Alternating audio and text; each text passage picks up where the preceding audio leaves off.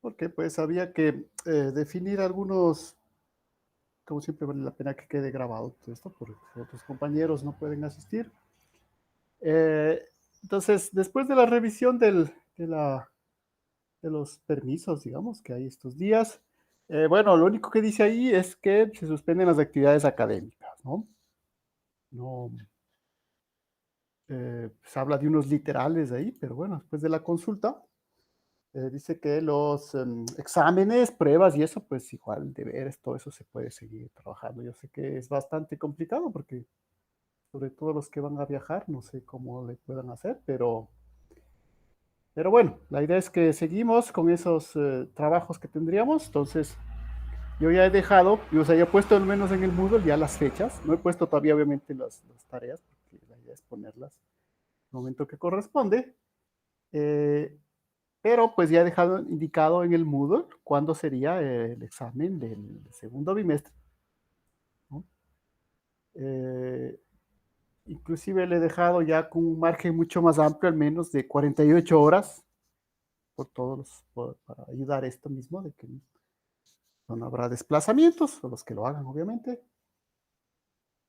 Eh, y también el examen, que pues en este caso no nos queda más que ponerlo el fin de semana, ¿no? Porque ya definitivamente la idea obviamente era en principio la clase del viernes, adelantarla y luego poner el examen el viernes, ¿no? Pero pues como dices, precisamente que la clase no la hagamos en esos días, pues eso sí, tenemos que cumplir. Entonces no nos queda más que poner el examen el fin de semana, ¿no?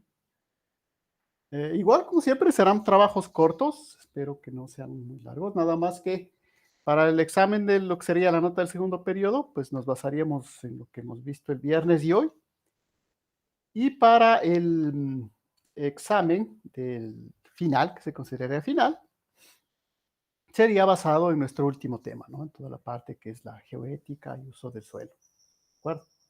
Entonces, eso con respecto a la planificación. No hay más, digo, novedades en eso, pues simplemente era aclarar de lo del sábado, que nos indicaban de que el sábado, perdón, el día Como 10, les mencioné, durante esta clase vamos a hablar acerca eh, de los dos recursos energéticos no convencionales. Y uno de ellos es nos indicaba que las actividades, obviamente, pues se suspenden, pero parcialmente, ¿no? Es decir, no todas. Pues eso también respecto a sus otras materias, como digo, es una semana un poco complicada porque es la semana final, los exámenes, muchos tendrán que desplazarse, etcétera, etcétera. Pero bueno, más sí está puesto, ¿no? Entonces, digo, yo lo que más he visto es al menos dejar un poco más de tiempo, ¿sí? Sobre todo para la tarea que constituye el examen del segundo periodo, que sería abierto 48 horas, ¿no? Para que tengan más tiempo de subirla. Y además yo creo que ya la podré poner mañana mismo, ¿no? Para que tenga mucho más tiempo de tratar de cubrir todos los espacios posibles. Y el examen final, como digo, pues tendríamos el espacio del sábado y domingo, ¿no? Que pues, ¿sabe? Ahí no hay más, no hay más de dónde tomar el tiempo, ¿de acuerdo? Entonces, eso, así que con eso quedaríamos en para lo que nos queda de las dos evaluaciones que nos quedan por hacer. Dicho esto, pues retomemos, son nuestras dos últimas clases, ¿verdad? Eh, Retomemos pues eh, nuestros, nuestros temas complementarios de riesgos naturales complementarios o más bien amenazas naturales, ¿no? Estamos haciendo esa diferenciación desde un inicio. Igual aquí siempre les quiero mostrar, nada más que estamos trabajando esto en función de ejercicios, ¿no?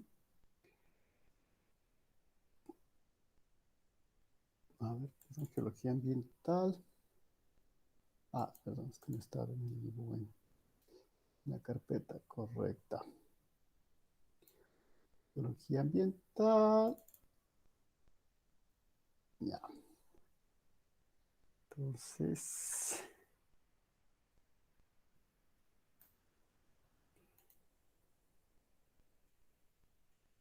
compartir compartir.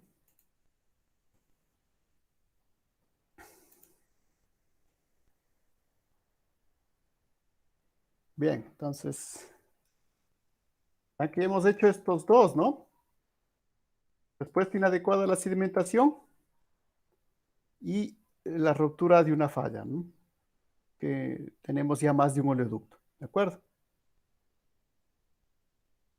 Entonces, siguiendo con nuestro siguiente tema, pues habíamos dicho que la idea de esto es utilizar, en realidad, es la utilización de todos los conceptos de probabilidad.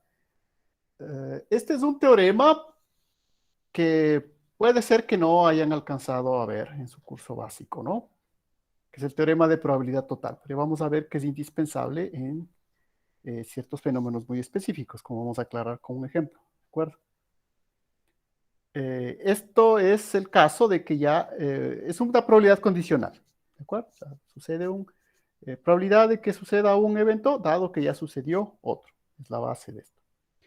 Pero puede haber eventos naturales que dependen de que sucedan varias cuestiones diferentes al mismo tiempo, ¿no? Ese es el caso, ¿no? Por ejemplo, aquí tenemos el evento A, que depende de los eventos E1, E2, E3. Cada evento tiene su propia probabilidad de suceder, ¿no? Y tenemos que ver que la probabilidad total para que suceda el evento A está dado simplemente por la suma de las probabilidades condicionales. Digamos, es una extensión de la probabilidad condicional. Lo digo, es un teorema también básico de las probabilidades que está en su curso, pero pues sí, puede ser que no hayan llegado acá, ¿no? Porque como les decía, al tema de la inferencia bayesiana, pues a ese sí seguramente no vamos a llegar, ¿no? Porque ya estamos en la versión un poco comprimida del curso, ¿de acuerdo? Pero este sí todavía, ustedes ven, simplemente es probabilidad condicional, ¿no? Verán que todavía no entro a- al, digamos, al teorema de Bayes propiamente, ¿no? Sí, a la inferencia. Entonces, por si acaso, ¿no? No vamos a llegar en eso, también es interesante. Tiene aplicaciones muy específicas en toda esta parte de las amenazas, pero para lo que nosotros queremos hacer, como siempre que es un curso introductorio, pues llegaríamos hasta acá, ¿no? Entonces, o sea, me refiero en matemáticas, ¿no? De que el teorema, que la probabilidad de A es igual a la sumatoria desde igual a 1 hasta n de la probabilidad condicional de que suceda A, dado que ya sucedió EI, por la probabilidad de que suceda el evento EI.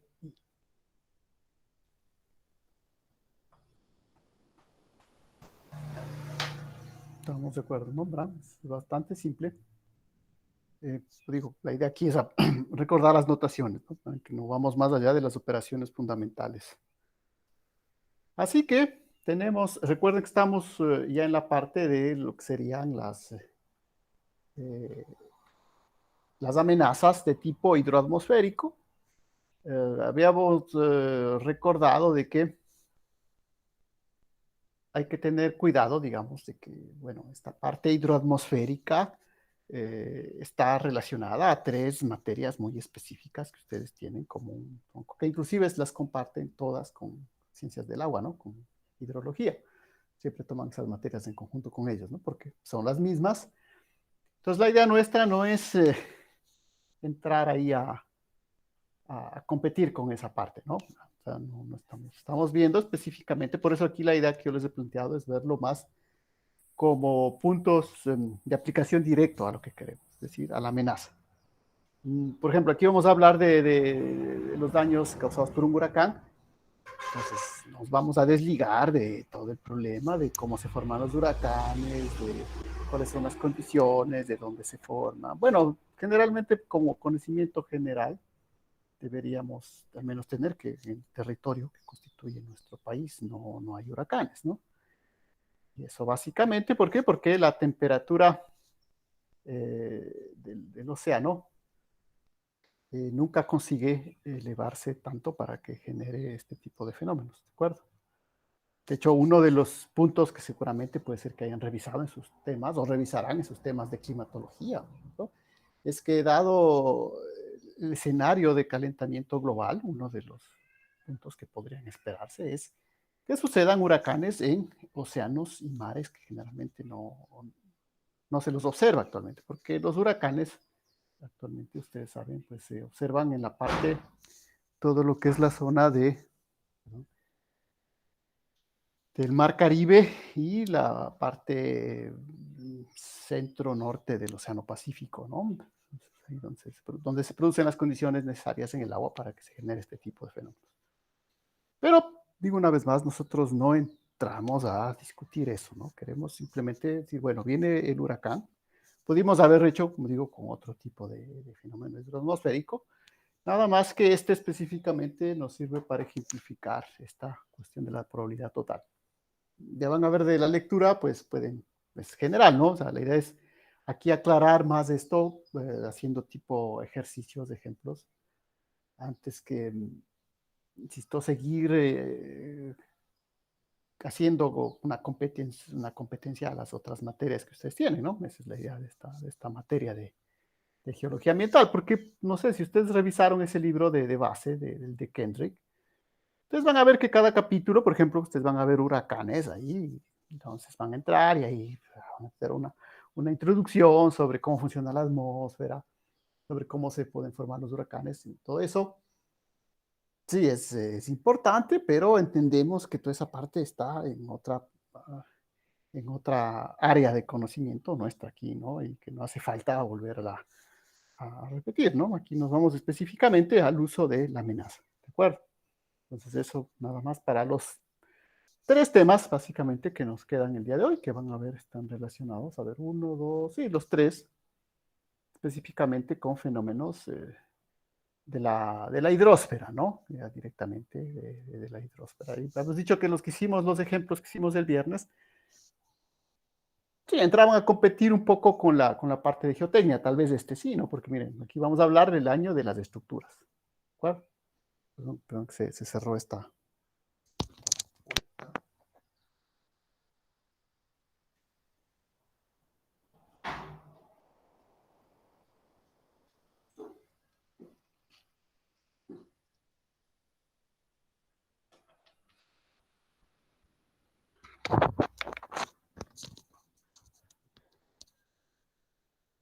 Bueno, entonces ahí dice, obviamente, como, entonces decíamos, obviamente, la idea aquí es que, ustedes ven, la amenaza propiamente ya estamos poniendo un poco de vulnerabilidad, entonces yo también quiero que lo analicen, ¿no? Que no es simplemente cuestión de reemplazar en la fórmula. Bueno, seguramente eso es lo que tengamos que hacer ya para el trabajito de examen, porque no tenemos mucho tiempo, pero la idea también es que aprovechen para analizar un poco de qué, recuerden, iniciamos todo este curso, ¿sí? Separando dos partes muy específicas, lo que es la amenaza o peligro y lo que es la vulnerabilidad. Hemos dicho que la amenaza o peligro son son propiamente fenómenos de origen natural, mientras que la vulnerabilidad depende de estructuras que se hayan construido. ¿De acuerdo? Pero una vez más, como vemos en este tipo de ejemplos, al final están involucrados los dos, ¿no? Es igual como hicimos el del suelo, ¿sí? Porque había el suelo, pero también la carga del edificio, o sea, el asentamiento del suelo y la carga del edificio. El asentamiento del suelo, podríamos decir, es algo totalmente natural, ¿no? Que llegamos simplemente, cada suelo tiene una capacidad distinta de asentamiento, pero la carga propia del edificio era pues ya algo que viene de algo artificial, ¿no? Lo mismo en el ejemplo de los tres oleoductos, ¿no? ¿Se acuerdan? Entonces, lo mismo, ¿no? Están involucradas las dos cosas, la falla, la ruptura de la falla, evento totalmente natural, pero que está relacionado con estructuras que hemos construido ahí, con una vulnerabilidad ya propiamente, ¿de acuerdo? Entonces, ustedes ven que ya la separación así, muy específica, no la podríamos hacer. Podríamos decir que, por ejemplo, en el caso si queremos hablar solamente de amenaza de huracán, tendríamos que ponernos precisamente en la parte del pronóstico climático, ¿no es cierto? Entonces, estudiar las diversas formas, cómo se realiza el pronóstico, Pero eso justamente yo sé que es parte de la materia de meteorología, ¿sí? Y por eso no entramos ahí a tratar de retomar esos temas, ¿no es cierto? Que ya están dentro de la materia, porque recuerden que al fin y al cabo lo que se hizo un poco, esa famosa reforma de la malla, que para algunos les acortó la duración de su carrera y para otros, bueno, les dejó igual, pero esa famosa reforma de la malla, pues recuerden que básicamente implica que pues, se haya ordenado las materias a lo máximo, de tal manera de que, si bien siempre vamos a ver, o sea, la idea es que no son ramas separadas, ¿no? Todo tiene una comunicación, pero en lo posible no entrar a competir, ¿no? O sea, que lo que ya esté en una materia no se den otra. Entonces, por ejemplo, aquí les pongo el caso específico. La parte de la amenaza del huracán propiamente dicha, sola la amenaza sería lo que es el pronóstico climático, ¿cierto? Todos los procesos que hacen para predecir un huracán, ¿no? Y por ejemplo, en el caso de los oleoductos, ahí sí, eso sí nos tocó ver, eso espero que hemos quedado más o menos claro a partir de este curso, de los objetivos. Es, por ejemplo, la amenaza, ¿no? ¿Recuerdan la amenaza sísmica solita? ¿Cómo estimábamos esa amenaza? Por ejemplo, habíamos visto que esto de aquí simplemente no nos permite estimar una amenaza. Podríamos hablar de una amenaza de tipo probabilista, ¿verdad? Perdón, de tipo determinista, sería un ejemplo como estos, ¿no? Tenemos una sola falla y 3 líneas que cruzan por ahí. Entonces, vale la pena recordar que este sería un ejemplo, y eso que me faltó el día viernes de insistir en eso, estoy revisando un poco. Si ven que este es un tipo justamente de ejemplo de amenaza netamente determinista, ¿sí? Porque solamente me preocupa una falla, que sé dónde se rompe y la longitud que se rompe. Entonces, comparen este escenario con el que tenemos cuando hablamos de la amenaza probabilista, donde tenemos que hacer toda una estadística y toda una curva de Gutenberg-Richter que nos permite luego estimar las diversas amenazas, ¿de acuerdo? Entonces, este sería un ejemplo. Entonces, bueno, pudimos, por ejemplo, haber puesto este ejemplo en la parte de amenaza determinista, pero bueno, como en cambio necesitábamos estos otros elementos de probabilidad, entonces yo preferí seguir este orden, ¿no? Pero si ustedes quieren, pues también pueden decir que esta parte es un típico ejemplo de amenaza sísmica probabilista, ¿no? Que ya está relacionado, obviamente, porque la amenaza, si vieron, es bastante simple, ¿no? Es decir, simplemente veo esta distancia y le divido para 150 menos 30, ¿no? Eso lo habíamos hecho desde que teníamos el caso del primer oleoducto. Pero como ya teníamos otras estructuras, pues ahí vemos que ya hay diversos tipos de preguntas que podemos hacernos. Pero entonces ya pasamos a ver una unión ahí, ¿no? Entre la amenaza propiamente y la vulnerabilidad. Entonces, es decir, estamos ahora sí estimando un riesgo. Generalmente la palabra riesgo, y eso vale la pena, se reserva ya para digamos, un estudio ya inclusive de respuesta, ¿no? Que tiene en cuenta otros factores que ya no es la parte puramente numérica. Aunque obviamente elementos actuales como la inteligencia artificial permiten mapear muy bien esto de los riesgos, eh, porque generalmente ya cuando llegamos a la palabra riesgo ya quiere decir que hemos introducido el factor humano ahí, ¿no? Y ahí van pues ya ciertos elementos de ciencias humanas. ¿Sí? O sea, por ejemplo, aquí sería, si no queremos hablar directamente de habitantes, pero por ejemplo, cuantificación de daños económicos. ¿No? ¿Cuánto implica que se rompe el oleoducto 1? Y todo eso depende de unos factores ya que salen de nuestra experticia, aunque sí, bien es cierto, ustedes también reciben una materia que se llama economía, pero obviamente es una economía muy específica, ¿no? Una economía dedicada al ambientalismo. Entonces, si ven ese factor, por ejemplo, es decir, cuánto le cuesta a un país, eso depende de cierto nivel de precios, ya los factores se complican más. Entonces, por eso digo, no piensen que ya hemos llegado al riesgo en sí, ¿no? O sea, el riesgo ya es un análisis que se hace tomando en cuenta ya muchos factores más de los que estamos aquí. Entonces, sí, estamos en una parte que mezcla la amenaza con la vulnerabilidad, pero no damos ese paso. Ahora, obviamente, siempre ha habido la idea de que deberíamos, nosotros como geociencias, dar el siguiente paso, ir a hablar del riesgo. Eh, digamos que generalmente yo, al menos cuando hicimos esa discusión aquí dentro de esta materia mismo, eh, mi opinión personal era que generalmente para una formación de riesgos sí hace falta, digamos, un nivel de posgrado, ¿no? Porque ya incorpora elementos que no necesariamente son propios de la ingeniería, ¿no?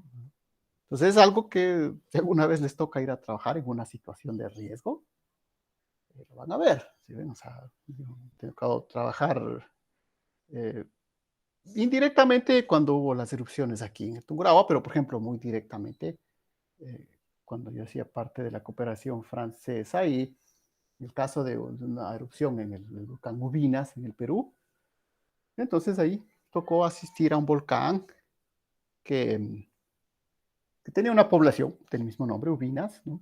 Pequeño poblado que tenía que ser evacuado, ¿no es cierto? Y cómo llevar a cabo una evacuación total de este pequeño poblado, pero al final, ¿no? Entonces, y ahí vienen elementos que significa relacionarse con los sectores militares, porque son ellos los que hacen la evacuación. O sea, se llega a la casa y no le puede decir a la gente, oiga, sabe que me informaron que debe evacuar, ¿no? O sea, tiene que haber una presencia de la fuerza pública, es decir, es algo forzado, ¿sí? Porque generalmente la gente no quiere evacuar, ¿de acuerdo? Entonces, si bien, bueno, entonces obviamente todo hay un equipo adicional de personas que tienen esa formación, ¿no? También. ¿No? Entonces, lo mismo sucede, digo, tienen algún rato de hacer algo con gestión de riesgos aquí. Ya van a ver que, o sea, tampoco es cuestión de llegar a una comunidad y decirle, mire, estas son las probabilidades. Y, no, o sea, ahí hay una complicación mucho mayor, ¿no? Como les digo, no, ya se podría hacer en la universidad. Sí, todo se puede hacer, pero bueno, todavía no. Digo, es preferible lo nuestro, como nosotros venimos desde la ingeniería, pues al menos hacer bien la ingeniería, ¿no? Si saber entender bien estos cálculos, necesitamos a alguien que entienda bien esto, de dónde salen estos números. Y luego, pues, o por experiencia, puede ser porque alguna vez le tocó ir a trabajar allá, o por, bueno, después hizo una formación. Generalmente una de las formaciones que más se hacen después de esto es siempre he visto las formaciones en esas cuestiones de riesgo, ¿no? Porque pues, el país se da para eso, ¿no? Para riesgos naturales tenemos una cantidad, aunque pues es algo muy general en la mayor parte de países del mundo, ¿no? Generalmente es cuando decimos aquí riesgos naturales en Ecuador, siempre hablamos de terremotos y erupciones, ¿no? Porque los huracanes no hay, pero cuando les ofrecen estas formaciones a nivel de maestría, generalmente yo he visto en institutos como este que se llamaba antes el Instituto de Altos Estudios Nacionales, por ejemplo, ¿sí? Obviamente no hacen una formación solo de sismos, ¿no? Sino que hacen pues con los otros riesgos también, ¿no? Entonces, no solamente riesgo sísmico o riesgo volcánico, sino que incorporan otros elementos, ¿sí? Pero, por eso les digo, la idea es que esas decisiones, ustedes ven para el riesgo, ya no son necesariamente solo ecuaciones. Ahora, como digo, todo ha avanzado tanto, la inteligencia artificial sobre todo ha avanzado en ese sentido, ya hay algoritmos que pretenden un poco trabajar, o sea, reducir todo a decisiones matemáticas, ¿no? Ustedes ponen las variables, el algoritmo trabaja y uh, yo estaba leyendo el fin de semana algo divulgativo, ¿no? Sobre eso. Y un ejemplo o un contraejemplo de que eso todavía no está listo, no es tan fácil de los riesgos, simplemente esto sí, ¿no? ¿Verdad? Esto de la amenaza está más que conocido, son probabilidades. Pero, en lugar la vulnerabilidad, ¿no? Porque son cálculos estructurales a la final. Pero ya el riesgo en sí, pues ponían como ejemplo en esto que estaba leyendo, era como muchas se trataron de utilizar durante estos años de pandemia, muchas universidades, centros de investigación trataron de utilizar elementos de inteligencia artificial para anticiparse a la epidemia del COVID. Y bueno, no pongamos nuestros casos que tenemos, pues generalmente, o tuvimos siempre muy poca información, ¿no? Porque para hacer eso, primero hay que tener buenos datos, ¿sí? Cuántas personas están enfermando, cuántos se están contagiando. Bueno, eso nunca tuvimos aquí, ¿no? Pero estamos hablando de los países que sí tienen esa información. Y una serie de institutos, investigadores que trataron de utilizar esos datos para precisamente anticiparse al riesgo, ¿sí? Y pues utilizando elementos de inteligencia artificial, ¿de acuerdo? Y pues todos los resultados fueron pues muy decepcionantes, ¿no? O sea, no queremos decir que eso no sirva, obviamente, como toda investigación, que es un primer paso, pero justamente este pequeño artículo hablaba de que no, o sea, todavía no está lista no podemos reducir todavía a matemáticas la parte de riesgo, ¿no?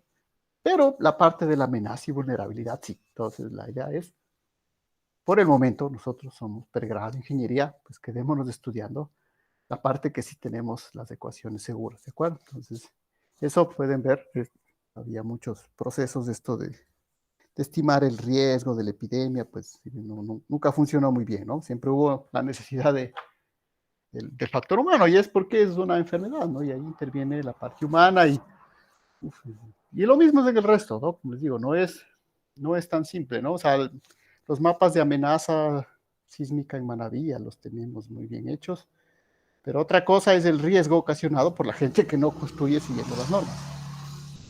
Eso, ¿cómo lo solucionamos? Hay que pensarlo, ¿no? O sea, hay que anticiparse para lo que será después del trabajo. ¿Cómo vamos a solucionar eso? Eso no es una ecuación. ¿Sí? No es una ecuación, es algo mucho más complicado. ¿Sí? ¿Cómo consigue que la gente diga, mire, hay una amenaza sísmica alta, usted tiene que construir con estas normas? Y la gente va a decir, sí, sí, lo vamos a hacer, ¿no? Pero después vamos a ver cómo pasó en Manoí. Y que una vez más, no podemos simplemente juzgar, es que la gente no está preparada o no tenía educación, porque ese, como les digo, no es el caso. O sea, podríamos analizar, seguramente si tuviésemos en el curso más extenso, nos tomaríamos el tiempo, por ejemplo, de analizar muchos de los informes que se produjeron sobre Manabí, eh, por el hecho de que es algo muy cercano, ¿no? Y hay mucha información, ¿no? O sea, bastante verificada. Pues anteriormente se puede hacer, pero lo que tenemos de Manabí es muy importante porque, les digo, no es la casita así del vecino que estaba mal construida, no, ni la covachita que había hecho el vecino ahí. No, o sea, eran los edificios importantes, ¿no? de sectores importantes, económicos importantes, que no estaban con las normas. Entonces, quiere decir que hay todo un problema ahí de cómo la gente se estaba saltando esas normas de construcción, que no se estaba siguiendo y pues una vez más, no voy a pensar que es porque era Manabí, o sea, verán que hay informes muy similares en Quito y en Guayaquil, ¿no? O sea, obviamente tampoco es cuestión de asustar a la gente, pero pues así, esos informes sobre la falta de construcción segura en ciudades importantes como Quito y Guayaquil, donde se tiene muy bien mapeado, ¿no? Es decir, sí me da a entender de que pues no es tampoco un factor cultural, no, simplemente es un factor social, ya es parte de que todavía no hemos entrado en un ordenamiento social eh, que generalmente se da por el avance también económico, ¿no? O sea, o sea, a pesar que, por ejemplo, en Japón siempre era tan resistente las estructuras, ¿no? Entonces, eso se ha dado porque la gente pues ha ido poco a poco también incorporándose a ese desarrollo, ¿cierto? Entonces, entonces es el problema de enfocarlo como riesgos. Entonces, eso también vale siempre insistir porque, pues, decíamos, en primera traducción, esta materia de geología ambiental se pudo haber llamado riesgos naturales, ¿no? Pero ya hemos explicado en la primera clase que nos quedábamos con geología ambiental nomás. Entonces, este es el caso, como decíamos, de este huracán, que luego puede servirle para otros tipos y amenazas. Entonces dice que, perdón, los huracanes se clasifican según el aumento de la velocidad del viento de categoría 1 a categoría 5. Según estos datos históricos de huracanes a lo largo de una costa, la probabilidad anualizada de cada categoría, es decir, probabilidad anual, ¿no? Para la categoría 1, entonces, va a 0.35, ustedes ven que a medida que el huracán aumenta de intensidad, pues la probabilidad es más pequeña, ¿no? Es lo primero que hay que visualizar, verán que tampoco se trata solo de copiar los números, ¿no? Sino también un poco tratar de entender. 0.35, 25, 14, obviamente estos datos, una vez más, de dónde salen, es porque ha habido una observación bastante grande de fenómenos a lo largo de una buena cantidad de tiempo. Bueno, en este problema nos interesa la probabilidad de daño estructural debido a los vientos huracanados. El reconocimiento de desastres provocados por huracanes anteriormente ha demostrado que el daño estructural se puede aproximar por las siguientes probabilidades condicionales. Entonces aquí está un poco escrito de forma resumida, ¿no? Las distintas probabilidades condicionales. Entonces primero voy a poner las probabilidades de... sí, voy a utilizar las mismas letras, ¿no? Probabilidad de C1, probabilidad de la categoría 2, la probabilidad de la categoría 3, probabilidad de la categoría 4, probabilidad de la categoría 5. 0.35, 0.25, 0.14, 0.05, 0.01. Y luego las probabilidades condicionales. Probabilidades, bueno, es como es una columna. La condicional. ¿La condicional de qué, no? De que obviamente sufra daño estructural, ¿no? Una vez más, la letra D es por daño o damage, como está ahí en el libro en inglés, ¿no? Por eso he dejado la misma D, de que sufra daño, ¿no? Entonces, probabilidad de que sufra daño a la estructura con un huracán de categoría 1, con una gran de categoría 2, con una de categoría 3 y categoría 5. ¿Cuál? Y estas probabilidades, una vez más, también se han calculado. Y ustedes pueden ver que son en numeración inversa a la probabilidad de que suceda un huracán. Entonces sería la probabilidad de que suceda un huracán de categoría 1, la probabilidad de que suceda... A medida que el huracán es más fuerte, verán que el huracán más fuerte es de categoría 5, la probabilidad es más pequeña, ¿cierto? Hay más probabilidad de que suceda un huracán pequeño que uno grande. En cambio, el daño, pues, es a la inversa, ¿no? Porque habrá menos daño cuando el huracán es más pequeño. Entonces, la probabilidad acá es menor. ¿De acuerdo? Y a medida que la categoría del huracán aumente, pues la probabilidad de que la estructura se dañe va a ser o va a ir aumentando.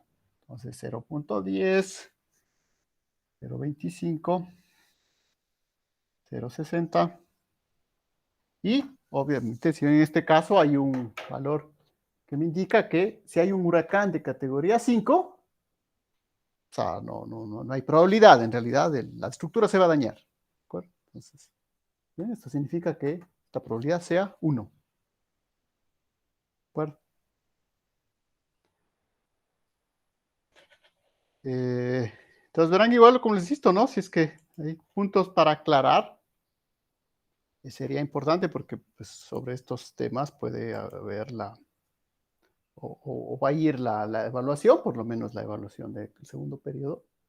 Entonces, pues, en este caso pues, son los datos nada más.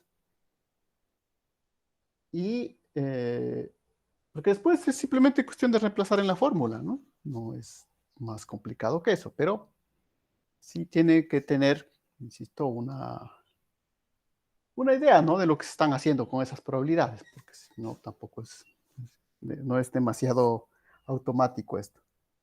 Entonces, pues obviamente la probabilidad de que se dañe, que se produzca el daño, sería aplicar esto de acá, ¿cierto? Es probabilidad condicional por la probabilidad de cada uno. ¿De acuerdo? Lo que quiere decir que es la probabilidad condicional de que se dañe con categoría 1 por la probabilidad de que suceda un huracán de categoría 1 la probabilidad de que se dañe con un huracán de categoría 2 por la probabilidad de que suceda el huracán con categoría 2 más la probabilidad de que se dañe con un categoría 3, suceda el de categoría 3 más la probabilidad de que se dañe con categoría 4, probabilidad de que suceda un huracán de categoría 4 más la probabilidad de que se dañe con categoría 5 por la probabilidad. Entonces, algo similar, por ejemplo, pueden imaginarse si tenemos magnitudes de terremotos, ¿no? Entonces, esto no solo es para huracanes, esa es la idea, ¿no? Para que en realidad estamos viendo esto, como les insisto, siempre desde la base de las amenazas, ¿no? O sea, el mismo ejemplo lo podríamos proponer, digamos, daños estructurales causados por terremotos de distintas magnitudes. El único caso ahí sería que estas probabilidades de los terremotos, ¿de dónde saldrían? El cálculo de amenaza que hicimos, ¿no? Entonces ya tendríamos que primero hacer la Gutenberg-Richter, etcétera, etcétera, ¿no? De ahí sacar estas probabilidades. Y estas condicionales, obviamente, pues, esos son de ensayos en laboratorios, ¿no? Porque dependiendo de las estructuras, se han hecho ensayos para saber cuál es la probabilidad de daño de cada una de esas estructuras. Eso, pues, ya es un trabajo de los ingenieros civiles, darnos estos valores de probabilidad. Nosotros no los vamos a sacar, no es nuestra formación. No sé si ven. Tenemos una estructura, por ejemplo, alguien se plantea un pilar de un puente, pues habrá modelizaciones, trabajos que nos permitan determinar cómo resiste ese pilar para diversas magnitudes de terremoto, por ejemplo. Este es el caso de un terremoto, en este caso es un huracán. ¿Verdad? Pero, digo, la idea detrás es la misma. Entonces, pues, nada, pues no queda más que reemplazar. De todas maneras, insisto, tampoco es cuestión de poner todo el borrador. Oh, perdón.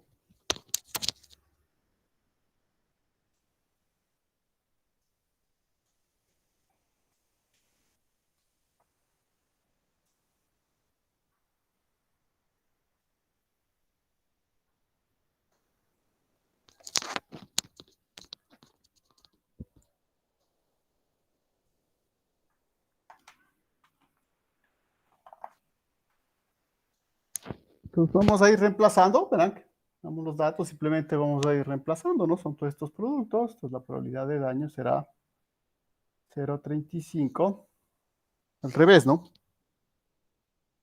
Será 0.05 por 0.35 más 0.1 por 0.25 más 0.25 por 0.14 más 0.6 por 0.05 más 1, a ver, 1.0, ¿no? 1.0 por 0.01. Entonces verán que para el deber, o sea, para el deber examen que vamos a hacer el día miércoles sobre este tema, verán que seguramente habrá unas probabilidades que calcular. La primera forma de ver si está yendo bien el asunto es que esto siempre tiene, verán que son probabilidades amenazadas, tiene que salir un número entre 0 y 1, ¿no? No quiere decir que eso esté bien, pero si ya le sale un número que es mayor que 1, pues algo debe estar mal, ¿no? Tiene que salir un número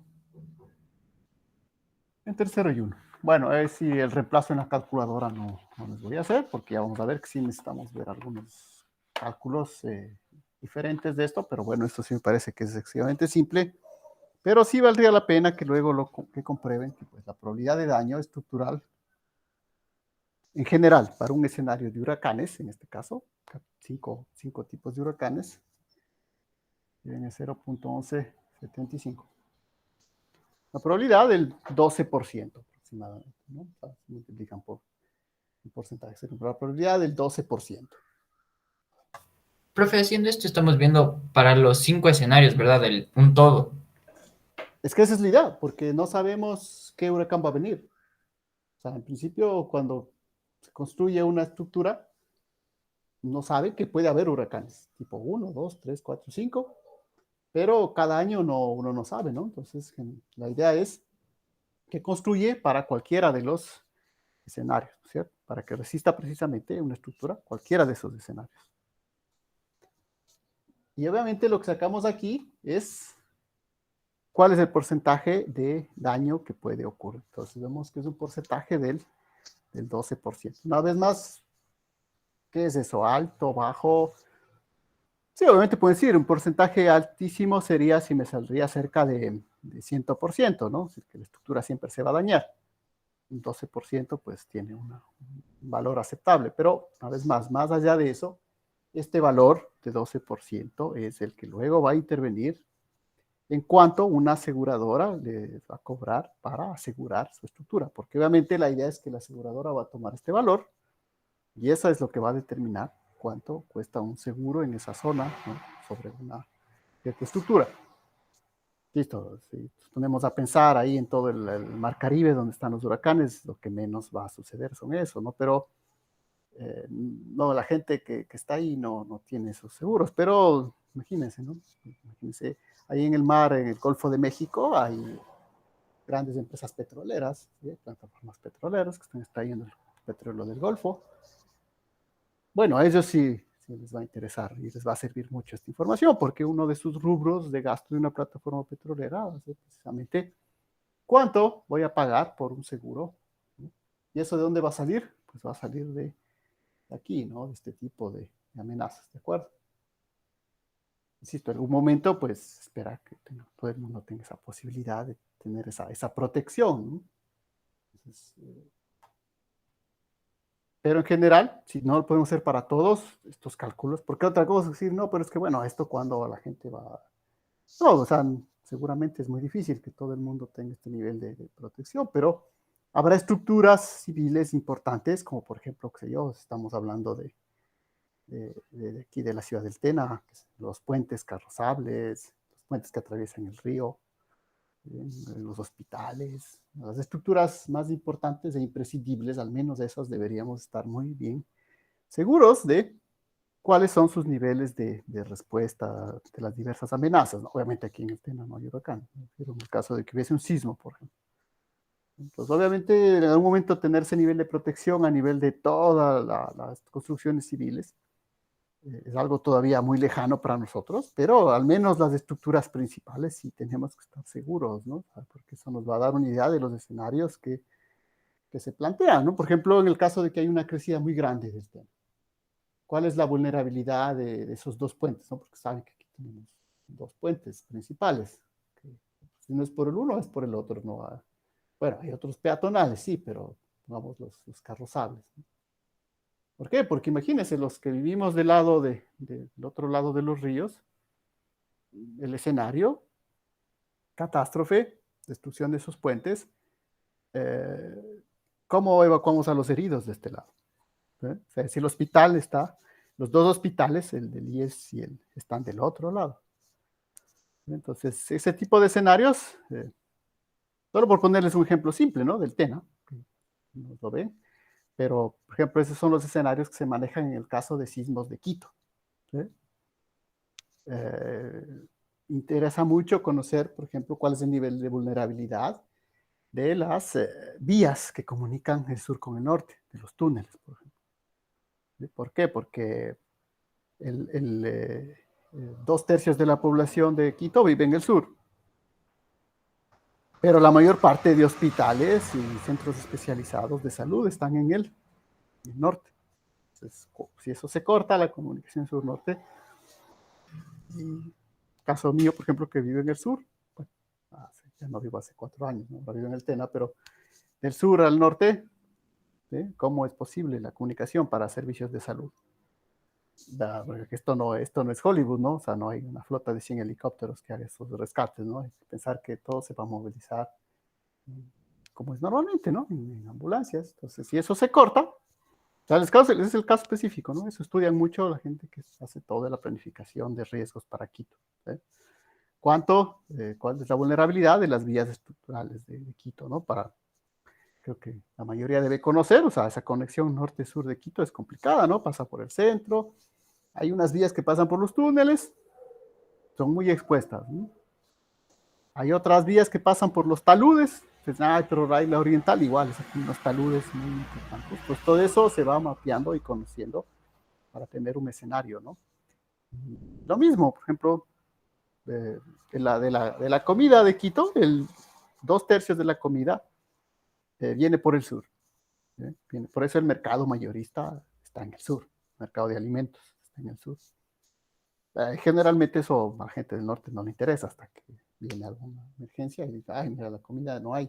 Bueno, es que viene por allá, ¿no? La mayor parte. No es que no venga tampoco por el norte, también hay abastecimiento, pero la gran mayoría viene desde el sur. Entonces, ven, se bloquea la comida de un lado y los hospitales del otro lado.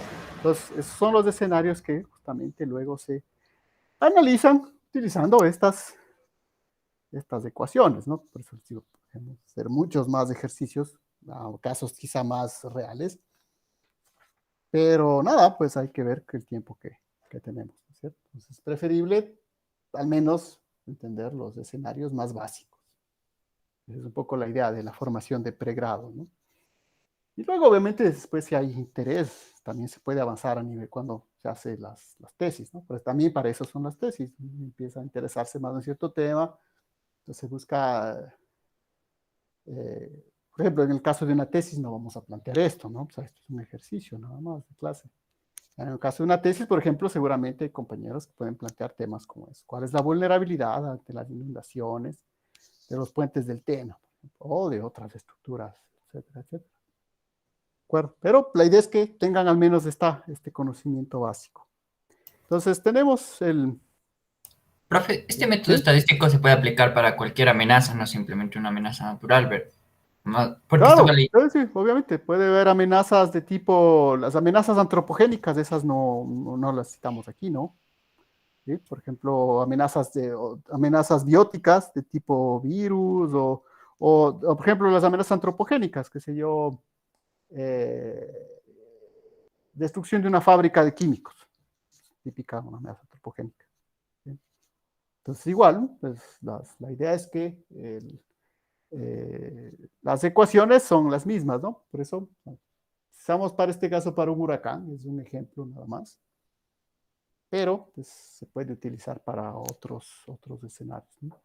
Porque estaba leyendo igual un informe que hizo el MIT sobre el atentado del 11 de septiembre, las Claro. probabilidades que manejaban. O sea, sí había la probabilidad de que una aeronave choque, pero superó las expectativas, pues, aparte que fueron varias y... O sea, Claro, pero las esa es la otra. probabilidades sí contenían esas amenazas. Escenarios, claro. Ujú. ¿Sí? Porque es eso, pues, justamente. Ahí, ejemplo, es el terrorismo, ¿no? Es otro de los escenarios de riesgo que también se estudian, ¿no? Pero pues, justamente aquí, por eso les decía, ¿no? Geología ambiental, riesgos naturales. Todos los de origen antropogénico, como esos, ¿no? Terrorismo, eh, destrucción de planta química, explosión de planta nuclear. Pues, aquí también es todo un mundo, ¿no? Esto de los riesgos es todo un mundo y además, digo, tiene bastante demanda, ¿no? O sea, siempre generalmente se supone que todo el trabajo que hacemos en geociencias tiene que estar respaldado con esto, ¿no? O sea, si no decir, ¿para qué sirve? ¿Para qué riesgo sirve? Como que, porque, bueno, sí, digo, el conocimiento es importante de la naturaleza, pero al final todo eso pues acaba por allá, ¿no? En el cálculo de los riesgos, en el cálculo de las aseguradoras, y de los planes de gobierno, todo eso, pues sí, va por allá. Entonces, ese sería otro ejemplo. El siguiente que tendríamos que ver, porque la idea es que vamos viendo a nivel de varias herramientas, esta es un ejemplo de la aplicación de la probabilidad total, ¿sí?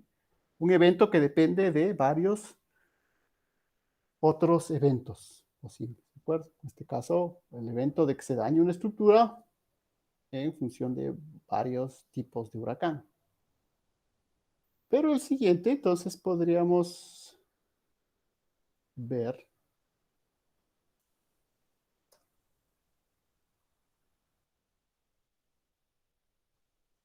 una primera parte de lo que sería ya un análisis, o sea, ya una aplicación. Hasta aquí hemos hecho solo probabilidad, ¿de acuerdo? Entonces, seguramente, digo, siempre hasta el final, cuando yo le subo ya el examen, pues a veces digo,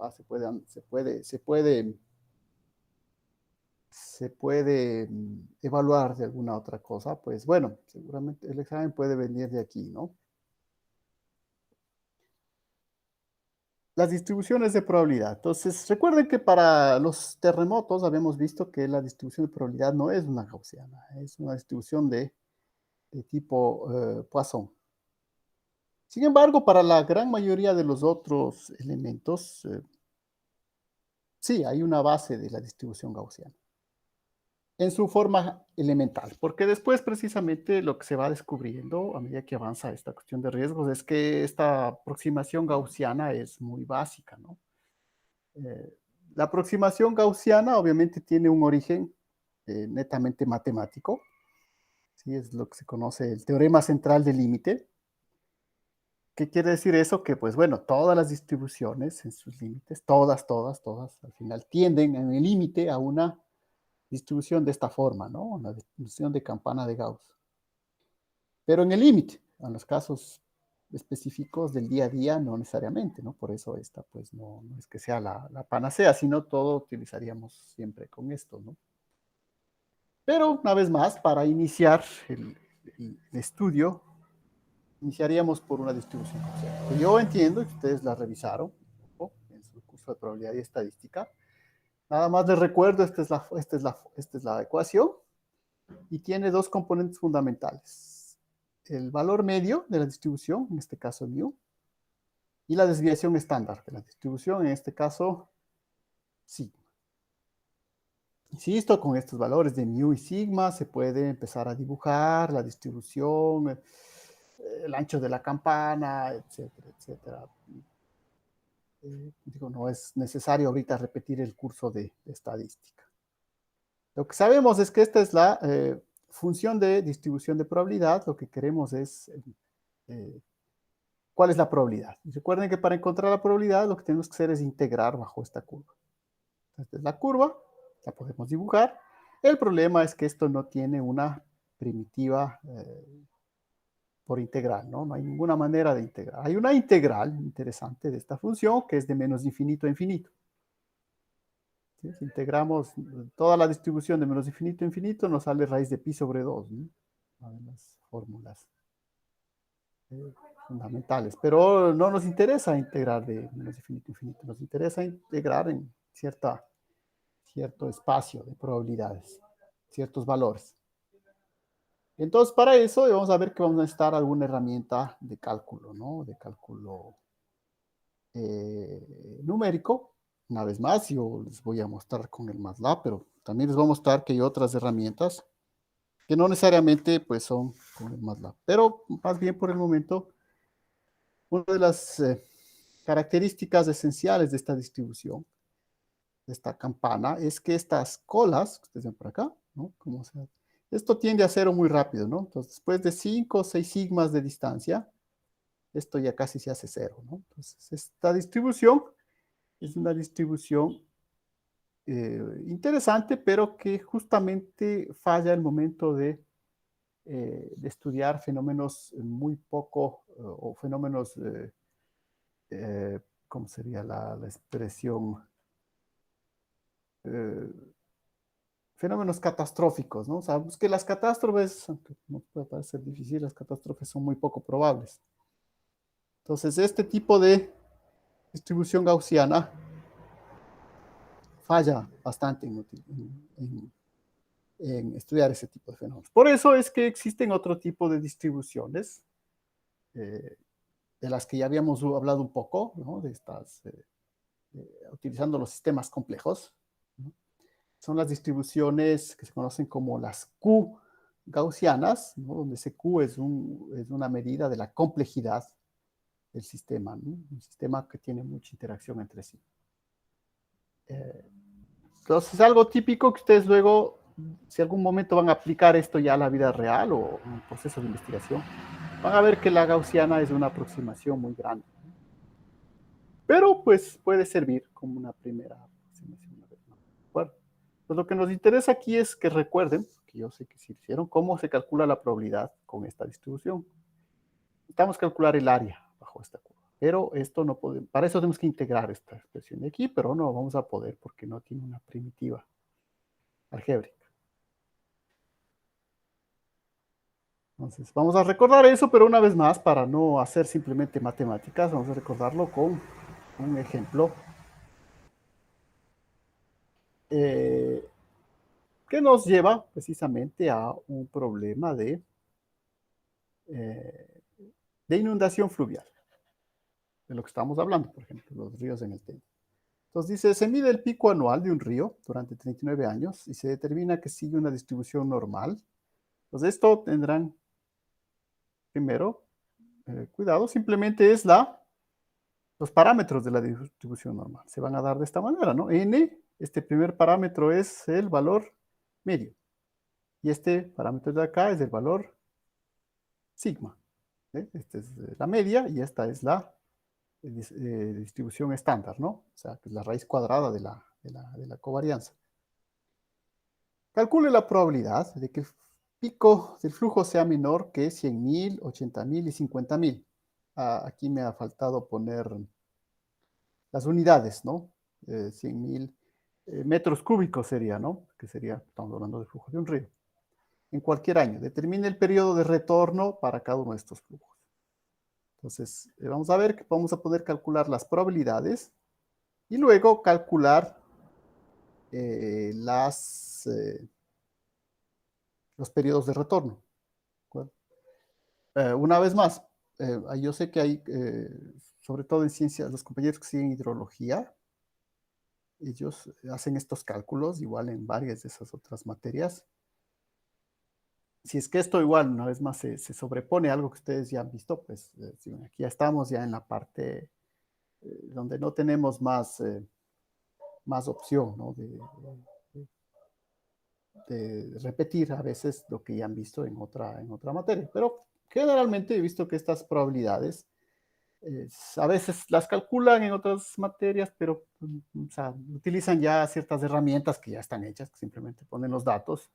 Bueno, aquí la idea es un poco más a la base, ¿no? La idea es que vamos a determinar estas probabilidades y para determinar las probabilidades necesitamos suponer una función de distribución de probabilidad, ¿de acuerdo? Y ese es el primer problema, porque generalmente dicen, bueno, escogí una gaussiana. Sí, pero ¿por qué? No hay esa discusión. Entonces hay que distinguir cuál es el tipo de justificación para decir que sigue una distribución normal, ¿no? Esta es la distribución normal o distribución gaussiana. Bueno, eso tal vez pongámoslo acá porque tal vez no está claro de las diapositivas. Estamos hablando de la distribución. Verán que la palabra completa es función de distribución de probabilidad, ¿no? De distribución, PDF, Probability Density Function, o FDP generalmente, pero se queda así como a veces PDF. Normal, gaussiana, ¿no?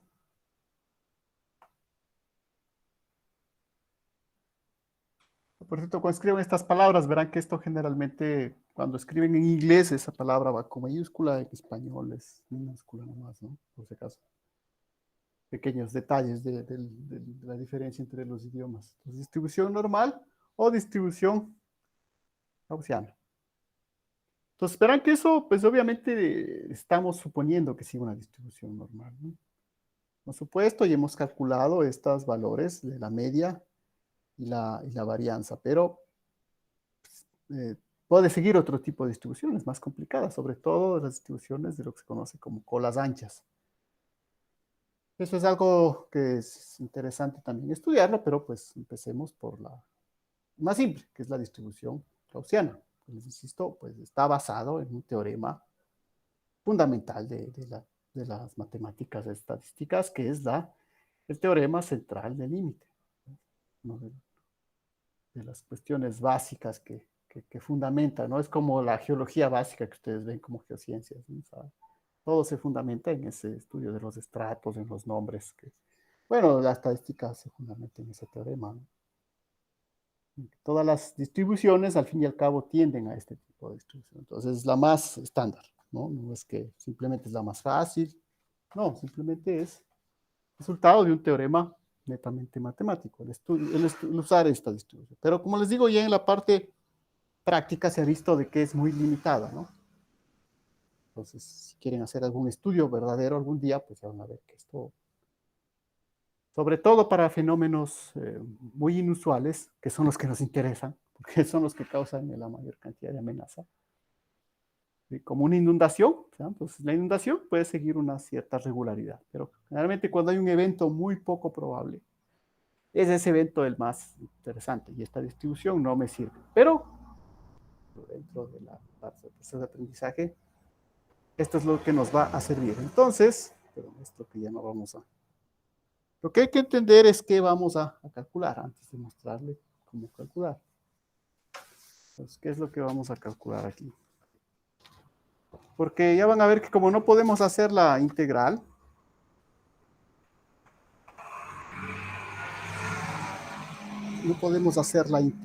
pues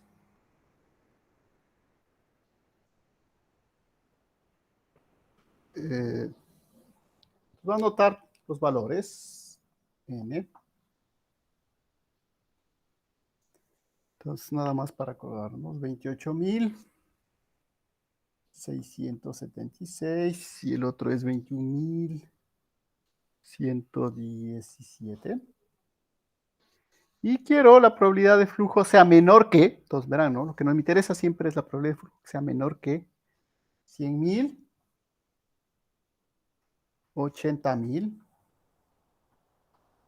50.000 metros cúbicos, ¿no? Metros cúbicos por segundo, obviamente. No le pongo las unidades porque pues, necesito que sea menor que. Por lo tanto, lo que me está preguntando a mí es la probabilidad de que X sea menor o igual que un XD de referencia. Entonces, esta probabilidad es la que yo voy a calcular. Como les digo, para eso, ¿qué necesito? Necesito calcular. Si esta es mi distribución gaussiana, necesito calcular, como es la de X menores que X, el área, por ejemplo, si este es mi X, toda esta área de acá, menor que ese valor. ¿Cómo lo voy a hacer? Pues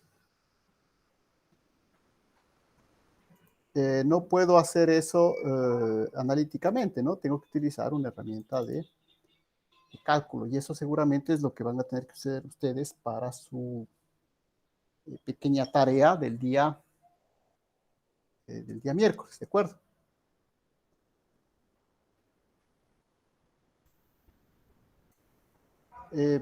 Yo les voy a mostrar a través del MATLAB, nada más que necesito para eso cambiarme por acá, porque si no, no se puede manejar aquí, está bien.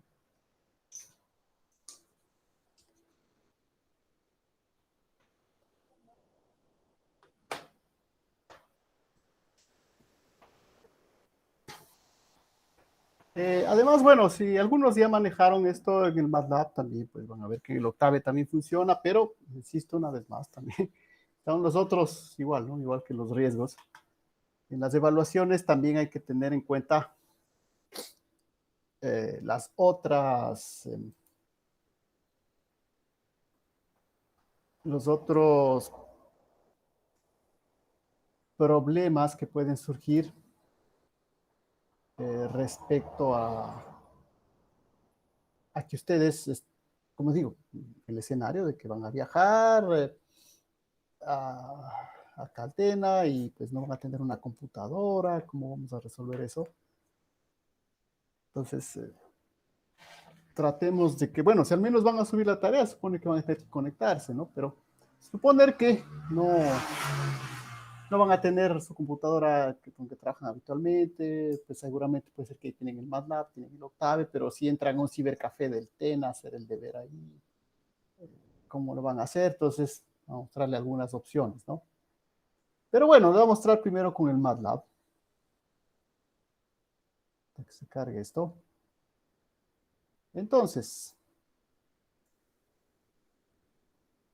creo que aquí ya lo había escrito, ¿no? Bueno, estos eran los decimientos. Vamos a cerrar. Entonces, si vamos a resolver con el MATLAB o con el Octave, que es, mira, su licencia de MATLAB expira en 59 días. Bueno, eso significa que debo cambiar a otra máquina. Bueno. Sí, bueno, aquí tenemos esto, el valor medio y el sigma. ¿De acuerdo?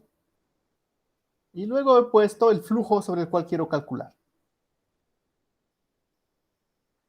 Acá, de hecho, le voy a reemplazar esto. Entonces, todo el comando que necesitan en este caso es este comando de aquí.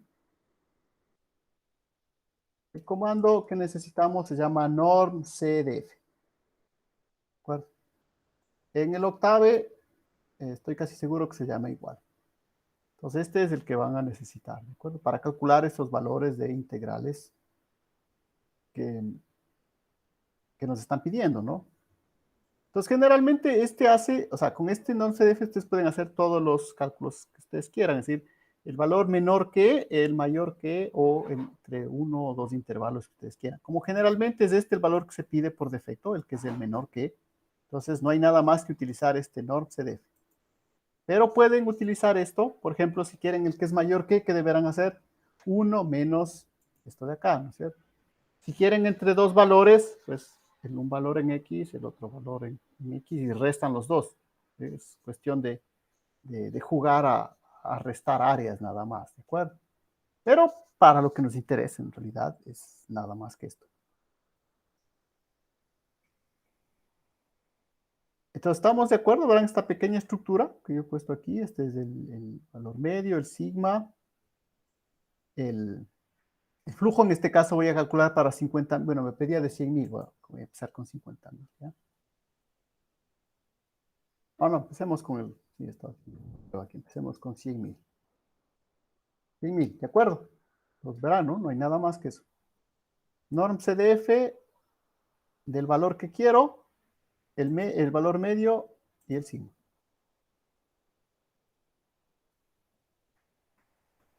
¿Estamos claros? ¿No? Nada más. Lo pueden escribir acá directamente. Línea de comandos, pues yo he hecho acá. Nada más que lo he escrito acá en una pequeña rutina.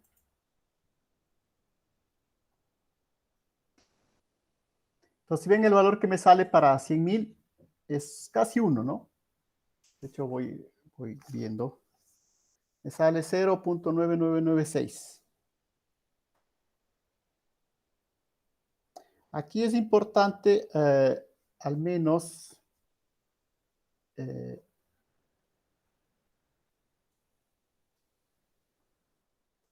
miren, siempre me va a quedar,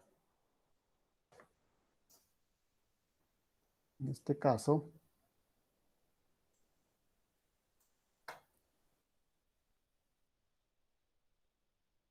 voy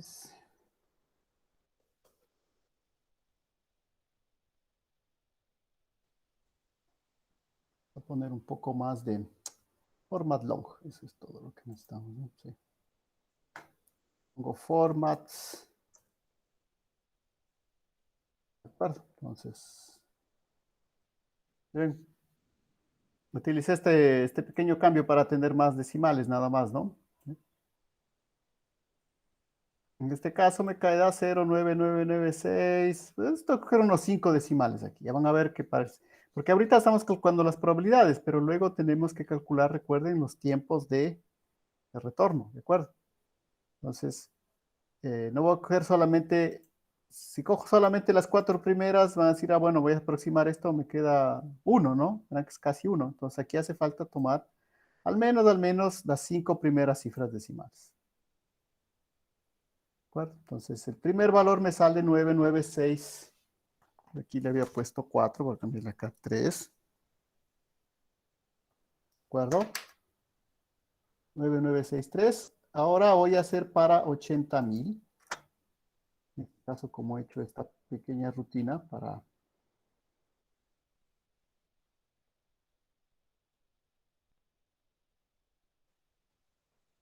Sí, me sale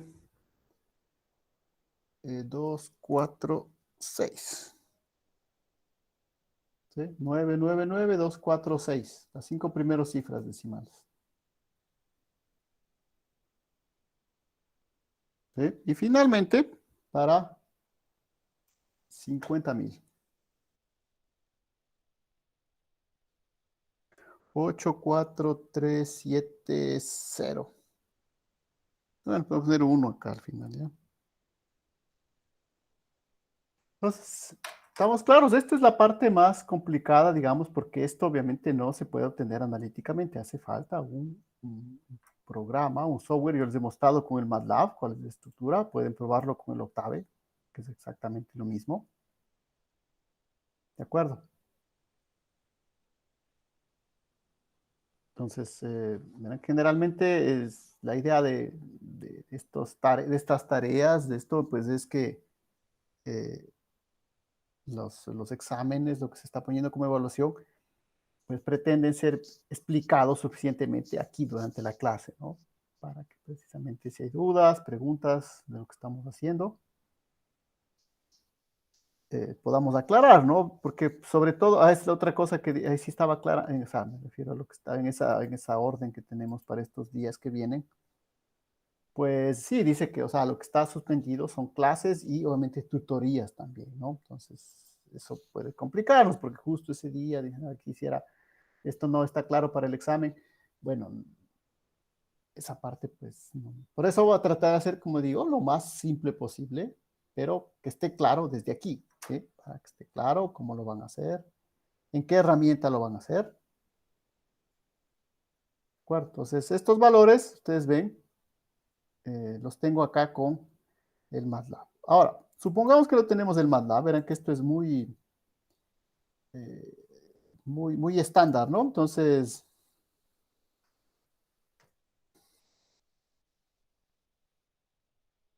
puedo poner Gaussian Distribution Calculator. Aquí me puede salir una serie de herramientas, ¿sí ven? Bueno, sí, puede haber en español, pues bueno, sí, puede ser, pero no he encontrado yo. Vamos a empezar por la primera, nada más para ver.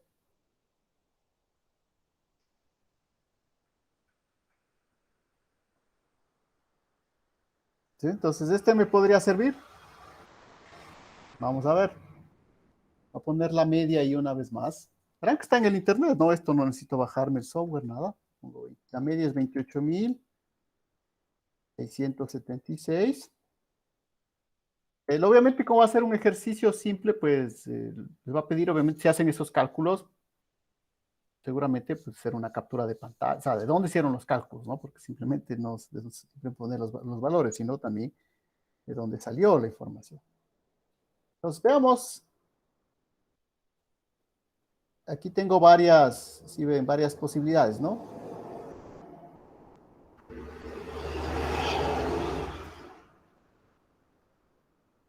Entonces, verán que el que estoy calculando ahí se parece al que sale. No, porque obviamente es el que estoy calculando es, ustedes ven, el que es mayor que, ¿sí? Mayor que. El que siempre necesito es este. Es el de abajo. Y ahí hay algo que,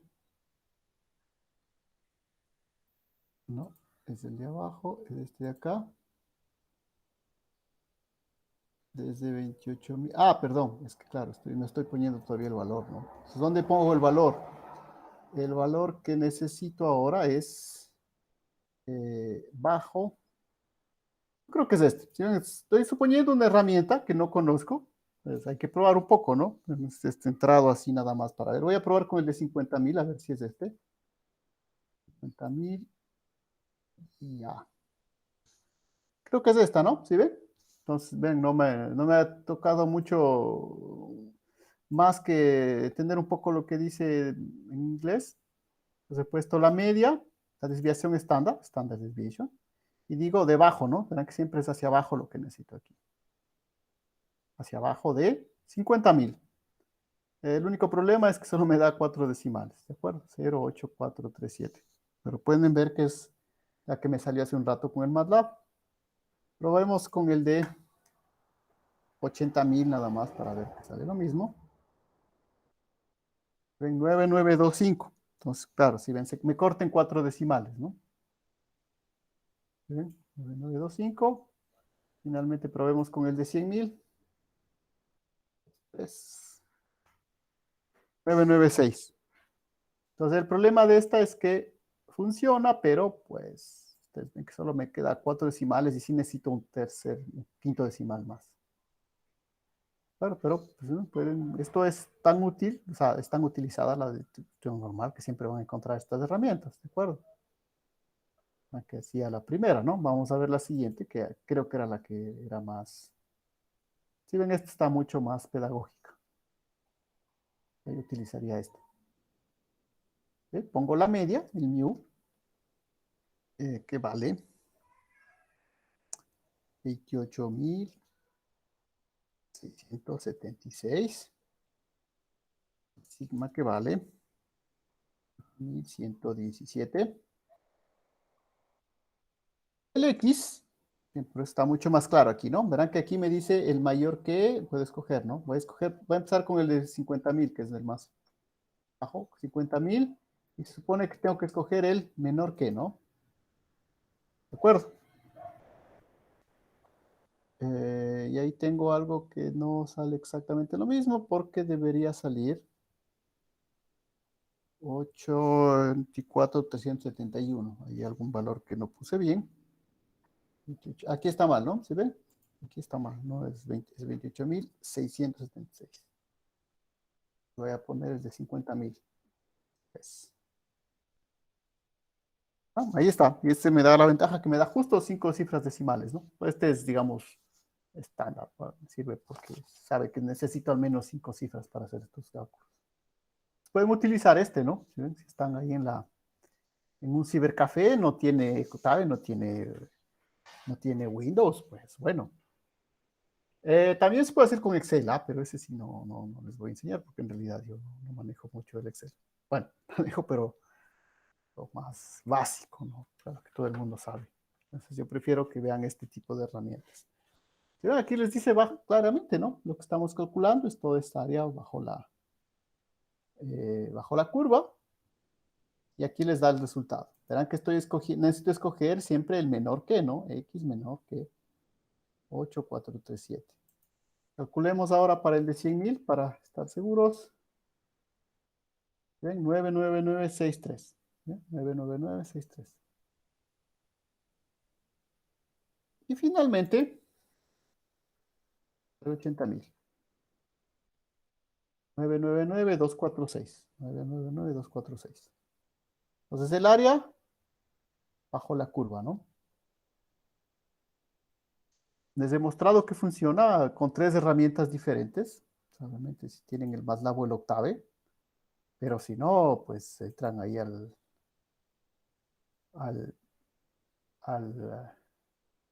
Google, ponen, como digo, no sé, yo en español no sé si existe, puede ser. Pero les he mostrado al menos 2 herramientas. Entonces, posibilidades para calcular esto que van a necesitar en su deber, pues hay varias, ¿no? Ahora, la posibilidad es la más antigua, que es hacer esto con unas tablas, ¿no? Pero pues esa me parece que ya deberíamos desfasarla porque... Usted me dice, no, pero supongamos que no tenemos a mano una calculadora, pues no sé, o sea, eso ya creo que me parece bastante poco probable. Pero bueno, hay unas tablas ahí que venían antes, los libros permitían hacer todo esto, ¿no? Obviamente ahí hay que reducir, hacer esto para uno, bueno, más trabajo, ¿no? Pero, como les digo, esto es tan estándar que en todas partes se van a encontrar. Entonces, por eso trabajamos con la gaussiana también, ¿no? Porque obviamente si quisiéramos trabajar con una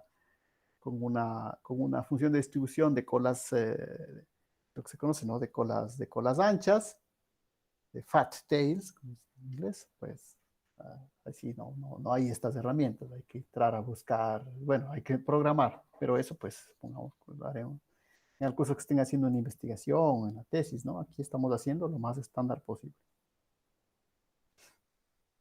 De acuerdo, entonces, ¿estamos claros? Por favor, verán que esto es la herramienta que van a necesitar para hacer el examen del segundo bimestre. He mostrado tanto en MATLAB, que igual funciona en Octave, y pues así nada más en el internet, ¿no? Así rápidamente. acuerdo? Para ya dar el siguiente y último paso, porque pues tampoco tenemos más tiempo.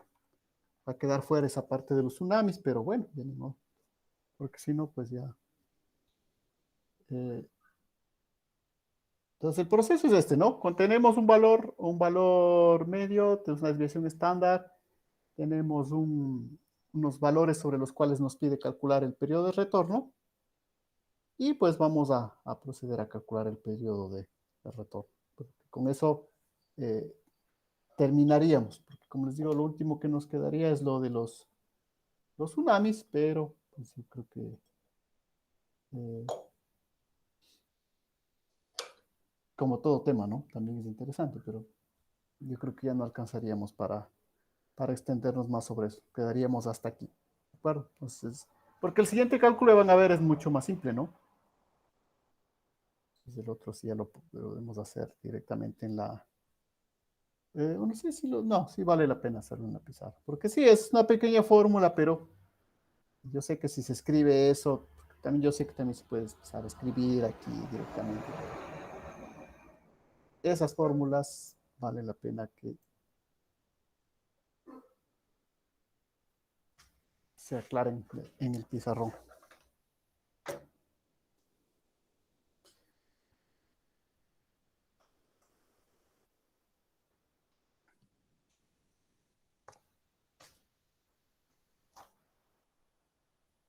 Entonces tenemos estos valores.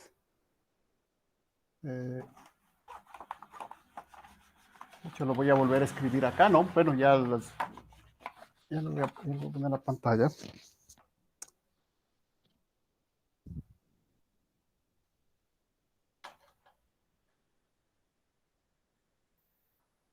Entonces estamos claros, verán, esa es la parte, digamos, más complicada del ejercicio, del problema, ¿no? Calcular esos valores de probabilidad, que les voy a repetir, los hemos calculado. Entonces la probabilidad, voy a utilizar el otro color porque este ya tiene más tinta. La probabilidad de que X sea menor que 100.000 me queda 0.993963. Probabilidad de X sea menor o iguales, ¿no? Menor o igual que 80.000 es 0.99246. Y la probabilidad de que X sea menor o igual que 50.000 es 0.84371.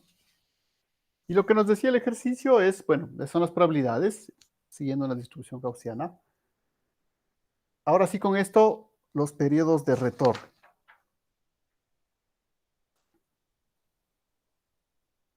Entonces, el periodo de retorno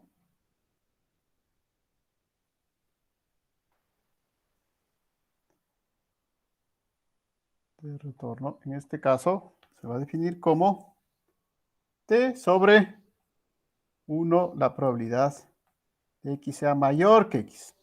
Entonces pueden decir, bueno, ¿y por qué no calculamos de una vez el que es mayor que X? Generalmente en las tablas, todo se calcula siempre el que es menor que, ¿no? ¿De acuerdo? Como vieron en el comando de MATLAB, si ve el comando de MATLAB, calcula directamente el que es menor que. Pero bueno, eso es fácil de solucionarlo porque simplemente el que es mayor que es 1 menos la probabilidad de que X sea menor o igual que X.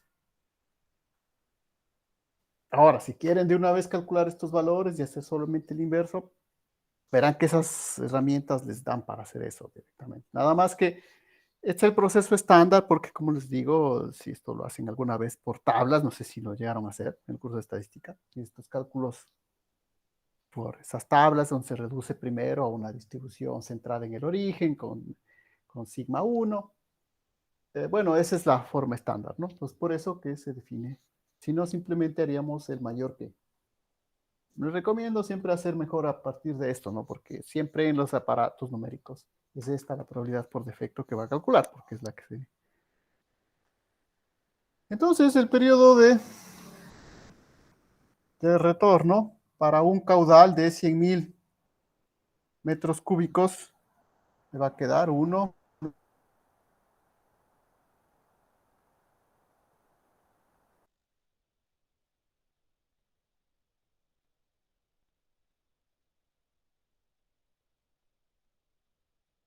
de retorno, obviamente me va a salir este valor, ¿no? No sé si... Sí, lo voy a... que después, solamente para comprobar, me quedo con la duda de que, pues, como siempre pasan, lo hacemos cada semestre, pero pues hay la duda de que esto no esté bien.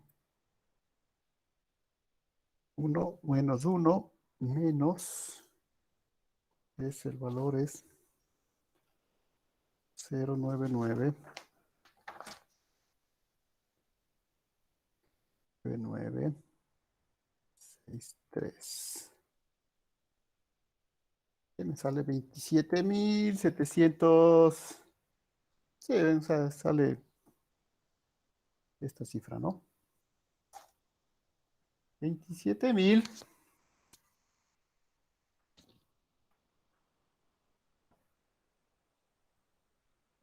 ¿De acuerdo? Entonces, para que el caudal vuelva a ser de 100.000, ¿sí ven? Me sale 27.000 años, ¿no?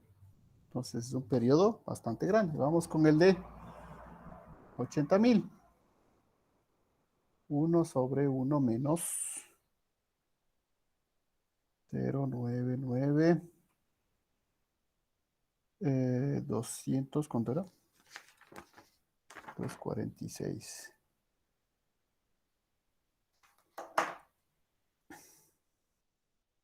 999, 2 nueves, 26. Sale 1000, no, sale 132, sale. 130. Verán que sale más decimales, ¿no? Pero bueno, estábamos hablando de años, entonces, entre 27.000, 0,5 años, o sea, 132. 132 punto, bueno, punto 6. Ya no le puse decimales, ¿no? Porque en relación a 27.000, pues 132, ya tenemos un siglo, ¿no? Para que retorne a un caudal de 80.000. ¿De acuerdo? Y finalmente, pues ya el otro me tocó borrarle acá, ni modo, estas probabilidades. Hasta aquí llegaríamos.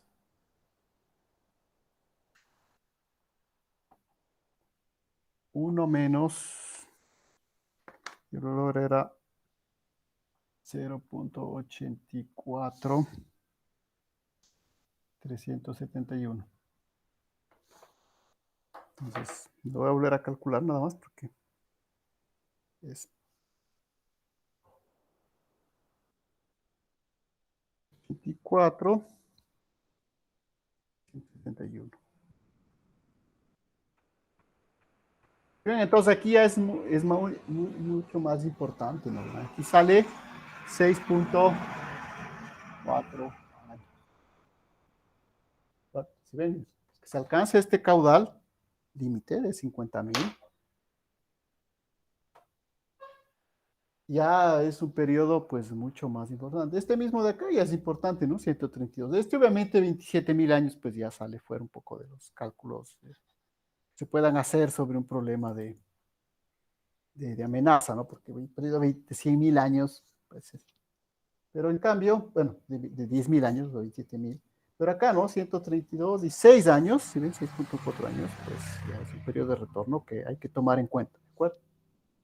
Entonces, creo que llegaríamos hasta ahí, ¿de acuerdo? Entonces, sobre esto, un ejercicio similar, por favor, es lo que plantearíamos en el examen.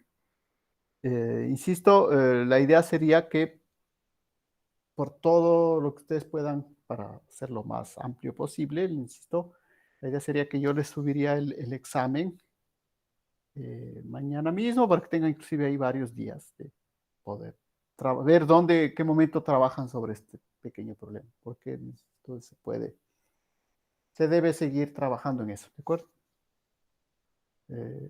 No hay más instrucciones, nada más. No hay absolutamente nada más de instrucciones en la... ah,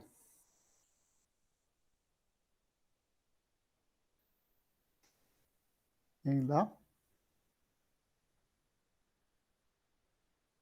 Por si acaso, ¿no? Decimos, ¿hay alguna instrucción más? No hay nada más.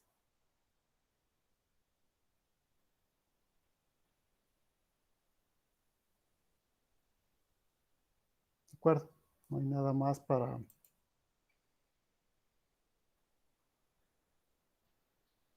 para cómo debemos trabajar. ¿Sí? Solamente están suspendidas clases y tutorías. ¿De acuerdo? Pero todo lo que serían exámenes, pruebas, pues la instrucción es que se continúe con ellas. ¿De acuerdo?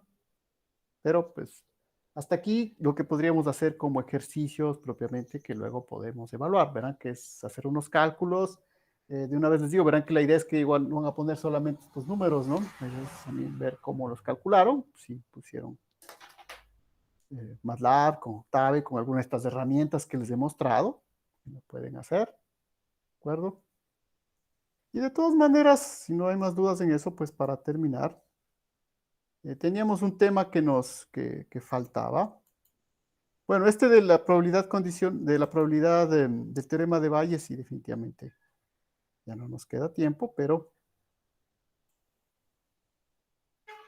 al menos nos queda mencionarlo, ¿no? Porque, como les digo, la idea no es que simplemente pues vamos a la otra clase, verán que nos queda todo un tema todavía por explorar, que es el tema de la geoética, que también es un tema interesante, aunque ya van a ver que no se parece nada a lo que estamos haciendo ahorita, y precisamente no hay ecuaciones.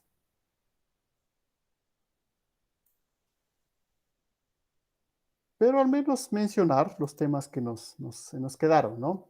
Por ejemplo, el siguiente sería la utilización del teorema de Bayes, ¿sí? La inferencia bayesiana.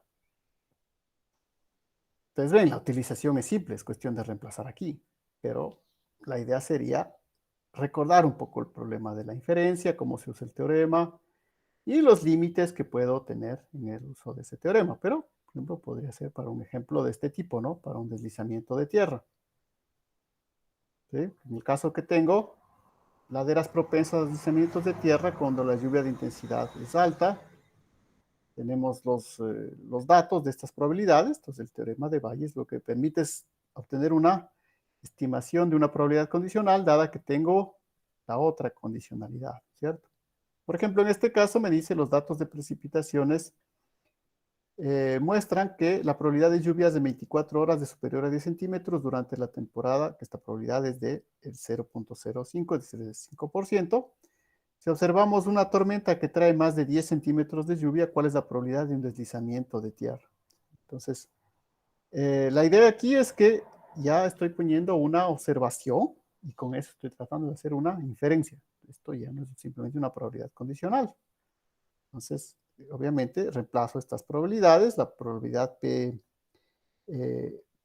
para aclarar en este caso, lo que estoy utilizando es la probabilidad PL, PR, ¿no? Entonces, PL, la probabilidad del deslizamiento de tierra, ¿sí? Es 0.01. La probabilidad de R, en este caso sería 0.05, y la probabilidad de L solita, de la probabilidad condicional de que se produzca un deslizamiento de tierra, dado que se produzca L, en este caso es de 0.3. Entonces utilizo el teorema de Bayes para hacer una inferencia, ¿de acuerdo? Como digo, esto es simplemente ahorita estamos reemplazando, ¿no? No estamos en realidad avanzando un poco, porque sí necesitaríamos un poco más de tiempo para recordar las diversas limitaciones, sobre todo, que tiene esto, ¿no? Porque no es simplemente una probabilidad condicional, ya estamos haciendo una inferencia, ¿no? Como dice aquí, ¿cuál es la probabilidad de un deslizamiento de tierra si es que se observa que una tormenta trae estos 10 centímetros de lluvia, ¿no? Entonces esto ya es otra etapa, ¿no? Pero podríamos seguir en eso.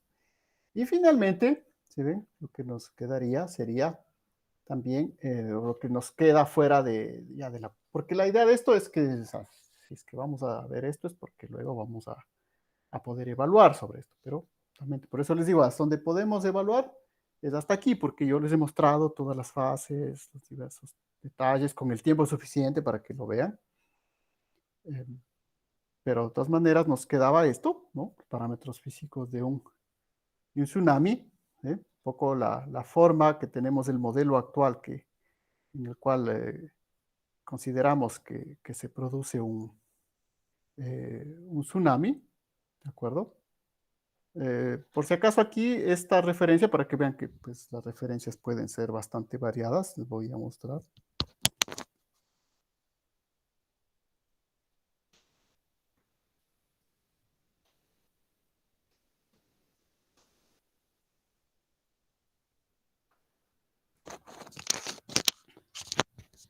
Miren, es este libro que también está en la biblioteca, ¿no? Pero obviamente es más difícil de que lo tengan por ahí por el internet, pero creo que les había hablado un poco de este libro en otras materias. Es un poco el libro de la formación de pregrado en Ciencias de la Tierra en la universidad donde estaba haciendo mi posgrado, por si acaso, ¿no? Entonces, tiene varios temas igual de amenazas, ¿sí?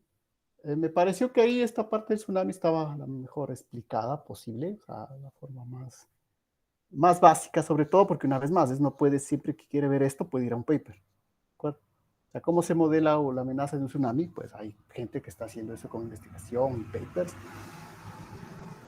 pero no es tanto la idea cuando uno comienza a estudiar. Una primera muy básica idea, creo que todos saben que se produce cuando hay un sismo en el fondo marino, pero obviamente depende mucho de la forma del sismo para que se produzca la ola, ¿no? Entonces el modelo es más o menos este. Como digo, nos hubiera gustado también hacer más ejercicios, avanzar sobre esto. Al menos les muestro un poco la base para terminar. Todos estos parámetros son los que intervienen en el tsunami, ¿sí ven? La longitud de onda del tsunami en función de este periodo que siempre vamos a tener, en función de la gravedad y en función de la altura. Entonces, la longitud de onda, ustedes ven de la ola, no es constante, depende de la profundidad, ¿de acuerdo? Va cambiando respecto a la profundidad. Entonces, aquí tenemos profundidad, longitud de onda y velocidad, ¿de acuerdo? Esta es un poco la fórmula empírica que nos queda para la longitud de onda del tsunami en función de este periodo. ¿Sí? Obviamente esto siempre vamos a tener como dato de la altura del fondo y estos parámetros obviamente que son parámetros empíricos, ¿no? Del modelo. Entonces ustedes ven que mucho depende de la longitud de onda de cómo está el fondo oceánico. Entonces, el tsunami se modela siguiendo mucho la función de cómo es el fondo oceánico en la zona en la que uno trata de analizar la amenaza, ¿no? O sea, no es lo mismo. Entonces, por eso es que, si bien para cada una de esas pequeñas poblaciones que nosotros tenemos en la costa ecuatoriana, se debería hacer esto, ¿no? Y entonces todo ese trabajo de viendo es bastante difícil, ¿no? Pero bueno, al menos, digamos, va a ser para las ciudades principales. Pero, si ven, algún rato eso es lo que se debería hacer, ¿no? Todas esas pequeñas poblaciones, cada una es una estructura diferente, podríamos ir estimando estos valores. Ahora, obviamente, este lambda se estima porque van a ver que los siguientes parámetros, sobre todo, ¿sí? Que son la velocidad de propagación y luego, finalmente, la amplitud, que sería el parámetro, o sea, la velocidad de propagación también depende de h, ¿de acuerdo? Que es la profundidad del fondo. Ya es un parámetro útil. ¿Por qué? Porque obviamente me va a decir cuánto tiempo va a tener la población en el caso de un evento de tsunami, ¿no? Porque si ya tengo la velocidad, pues a ver el tiempo, ¿no? Y finalmente, para terminar, ahora sí, la amplitud. O sea, cuánto grado de destrucción en función de la energía, ¿sí? De la energía E, ¿sí? Que tengo respecto a mi tsunami. Una vez más aparece este parámetro H, la profundidad del fondo, y R, la distancia a la que estoy la que estoy considerando el sismo, ¿no? ¿Sí? La distancia a la que se produce el sismo, la energía del sismo. Entonces, esto, por ejemplo, este parámetro, ¿cómo calculamos la energía del sismo? Bueno, tenemos ya la magnitud, podemos calcular la energía a través de la ecuación de la magnitud del momento sísmico, ¿no? ¿De acuerdo? Entonces, yo puedo estimar, si ya tengo la magnitud, tengo enseguida la energía, tengo esta distancia, ¿no es cierto? Pero este dato, si ven, es fundamental. Todo depende de este h. La profundidad del fondo marino, ¿sí? En estos modelos, que verán que es un modelo simple, pero bastante útil, ¿no? O sea, es interesante de este texto, que nos presenta ya modelos muy actuales, pero con, digamos, no son tan aproximados, ¿no? Pueden servir. Entonces, pero obviamente si no conocemos esto primero, para cada una de las poblaciones que nosotros queremos, obviamente se ha hecho ya muchos estudios, verán que también hay universidades que trabajan más sobre esto, ¿no? Como siempre, universidades que están más hacia la zona de la costa, la Universidad Técnica de Manabí es una universidad que ha avanzado bastante en estos temas, por ejemplo, de estudio de tsunami. Una de las donde más se ha modelado, esto es en la península, en Salinas, ¿no? Donde está Salinas. Además, porque ahí está una base militar, la base de la FAE. Entonces, también hay una cuestión estratégica de defensa. Entonces, hay mucho modelamiento respecto a esa amenaza de tsunami. ¿De acuerdo? Verán que no vamos a hacer el modelamiento porque pues ya simplemente el tiempo ya no nos da. Nos quedamos para el ejercicio, pero al menos les muestro, ¿no? Faltaría es un poco de avanzar, siempre se puede avanzar más. Ahí está, estaba haciendo presentación de pantalla. Sí. Entonces, terminaríamos hasta ahí, ¿de acuerdo? Si es que no hay alguna duda. Como digo, el examen iría sobre esto, el examen que consideramos el segundo periodo, y luego tendríamos que esperar para nuestra última clase, no hay más. Como les digo, lo que quería era adelantar un poquito la última clase y hacer el examen el viernes, pero no, eso sí, no, clases esos 3 días no, ¿de acuerdo? Y eso por favor igual mencionen a los otros compañeros profesores, pues bueno, clases esos 3 días, no, busquen la solución que en este caso nuestra, pues no nos afecta porque las clases justamente no estaban esos 3 días, estaban el lunes y el viernes. Entonces el viernes terminaríamos con este último tema que como les digo es importante porque es el que nos va a dar el tema en cambio para el examen final, ¿no? Entonces también estar atentos a este final del semestre que como siempre puede ser un poco agotador, pero bueno, es también lo que tenemos, ¿de acuerdo? Entonces, si no hay preguntas, No, profe. bueno, entonces quedaríamos hasta ahí, Hasta el día viernes, ¿verdad? hasta el viernes. Pero tengan en cuenta que el deber tienen que hacerlo, ¿no? Les digo, os va a poner mañana y tendrían básicamente martes, miércoles, jueves, 3 días por esta vez para hacer